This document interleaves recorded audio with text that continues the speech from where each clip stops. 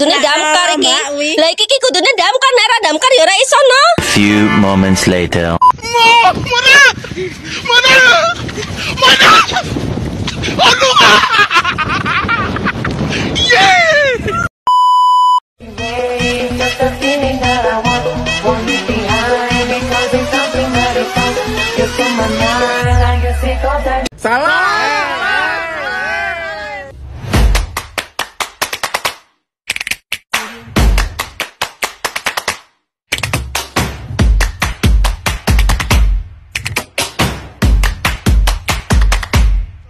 Assalamualaikum warahmatullahi wabarakatuh.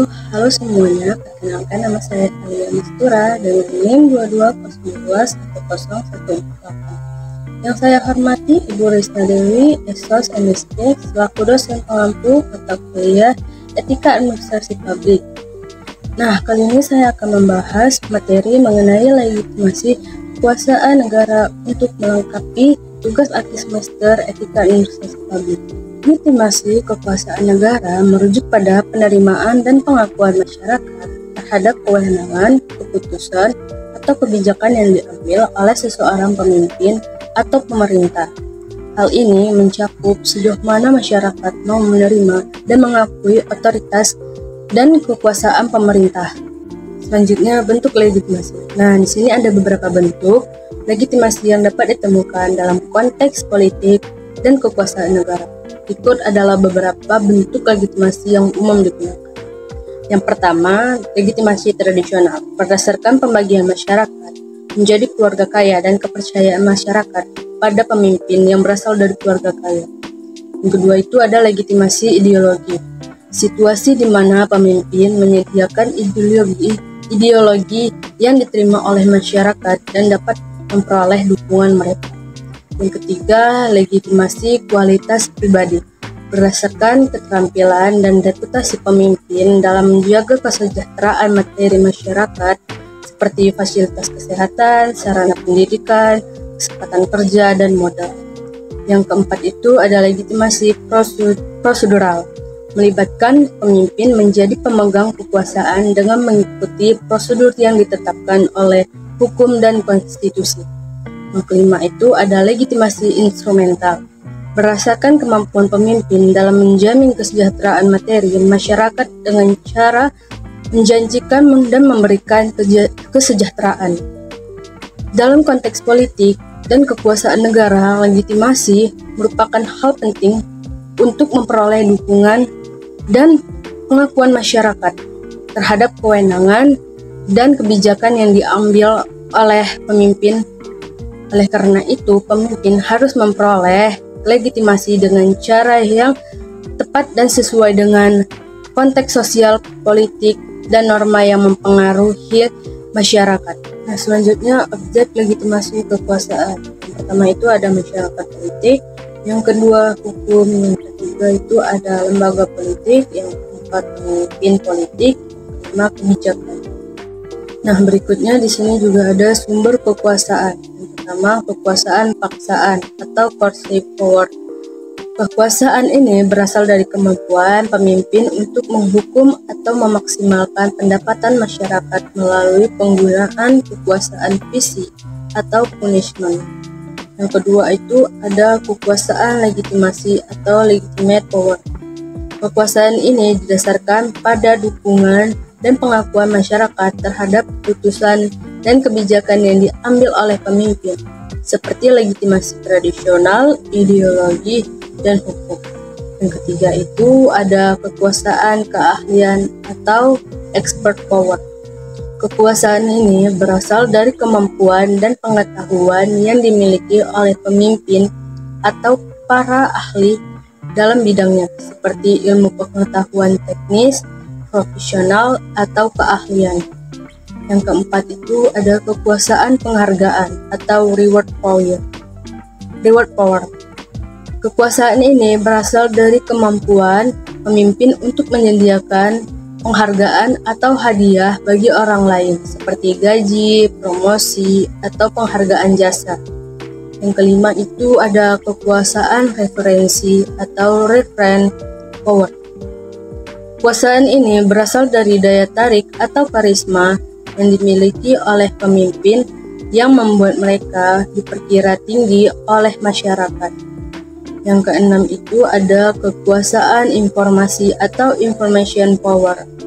Kekuasaan ini berasal dari kemampuan pemimpin untuk mengumpulkan, mengelola, dan menyebarkan informasi yang relevan untuk keputusan dan kebijakan. Yang ketujuh itu ada kekuasaan hubungan atau connection power.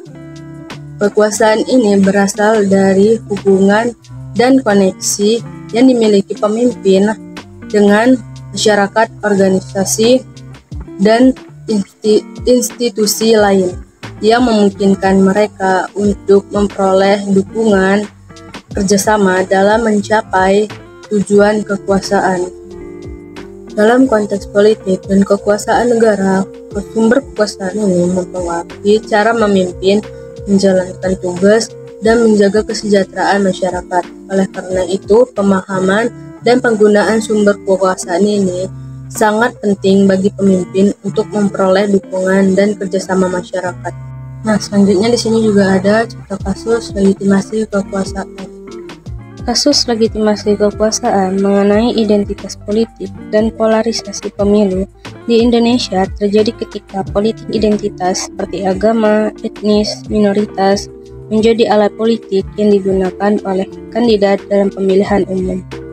Dalam konteks politik Indonesia, politik identitas mempengaruhi bagaimana memilih kandidat dan mengarah pada perpecahan politik. Ada beberapa cara politik identitas dan polarisasi yang terjadi dalam kasus ini, yaitu yang pertama, politikasi identitas, agama, dan etnis minoritas. Dalam pemilihan umum di Indonesia, politikasi identitas, agama, dan etnis minoritas digunakan oleh kandidat untuk memperoleh dukungan masyarakat. Hal ini menunjukkan betapa identitas politik dan polarisasi pemilu dapat mengancam legitimasi kekuasaan negara. Yang kedua itu ada politik asli atau policitizen. Politik asli merupakan proses akuis kapital politik oleh suatu kelompok, institusi, atau kegiatan yang dia arahkan untuk mencapai kepentingan dalam mencapai atau mempertahankan kekuasaan dalam yang dimaksud identitas sesuai dengan pengertian yang berlaku dalam ilmu politik dan sosiologi. Yang ketiga, penggunaan modal sosial. Modal sosial yang dimiliki kandidat seperti tingkat pendidikan dan pekerjaan awal bisa dicermati sebagai alat politik untuk menjatuhkan lawan politik. Dalam kasus ini, politik identitas dan polarisasi pemilu menjadi perhatian karena mengancam legitimasi kekuasaan negara yang mengarah pada perpecahan politik. Oleh karena itu, penting bagi pemimpin politik untuk memahami dan mengatur politik identitas agar menguatkan legitimasi kekuasaan negara dan menjaga harmoni antara kelompok masyarakat yang berbeda. Selanjutnya kesimpulan. Dari hasil pembahasan mengenai legitimasi kekuasaan negara, bentuk legitimasi, objek legitimasi, dan sumber kekuasaan dapat disimpulkan bahwa pemimpin harus memperoleh legitimasi dan sumber kekuasaan dengan cara yang tepat dan sesuai dengan konteks sosial, politik, dan norma yang mempengaruhi masyarakat. Maka dari itu, dalam konteks politik dan kekuasaan negara, pemimpin harus memahami dan menggunakan berbagai sumber kekuasaan dan bentuk legitimasi untuk memperoleh dukungan dan pengakuan masyarakat serta menjalankan tugas mereka secara efektif. Ini yang dapat saya sampaikan. Mohon maaf jika ada kekurangan. Semoga apa yang saya sampaikan dapat bermanfaat bagi kita semua. Terima kasih. Assalamualaikum warahmatullahi wabarakatuh.